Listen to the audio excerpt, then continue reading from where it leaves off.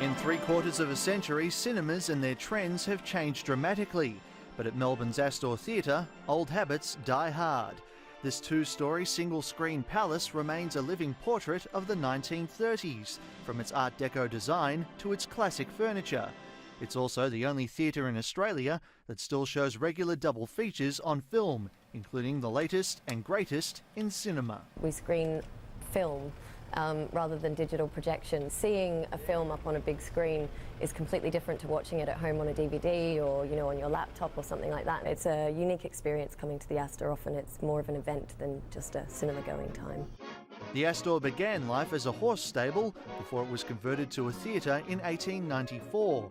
But it wasn't until December 1935 that cinema chain owner Franco Collins spearheaded the Astor's construction, where it remains in operation to this day. But in that time, the Astor wasn't without its problems. The introduction of television to Australia in 1956 saw audience rates plummet. By 1964, it was up for sale again. But by then, Melbourne had become the home of one of the largest Greek populations outside of Europe, so it was purchased and converted into a Greek cinema.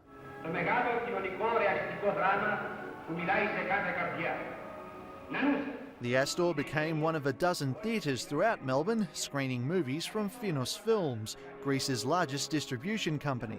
It was the only entertaining for these people after working the whole week in the factories or in any other business. Thousands and thousands of Greeks every Saturday and Sunday to see their own films with the kids, with their parents. They used to come with their friends.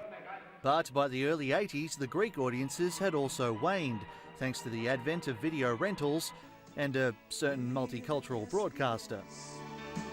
Bringing the world back home. Since then, care and sentimentality has been a driving force behind the Astor's survival, along with a loyal following of film buffs.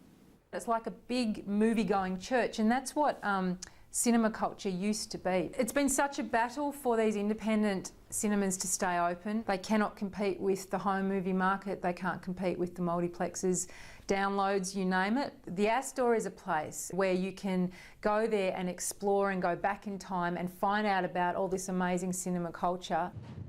The business side of the Astor has had the same owner for nearly 30 years, but in 2007 the building was bought by one of its neighbours. St Michael's Grammar plans to refurbish the theatre to use as part of its performing arts program, but its function as a public cinema is expected to remain untouched. They're all to be explored at this stage, and I think that we actually haven't really mapped out entirely what the future is. But I think the assurance has always been that one of the things we do want to protect is its use as a cinema. Where good times and film reels will keep rolling for the next generation of moviegoers. Manny Tsigas, World News Australia.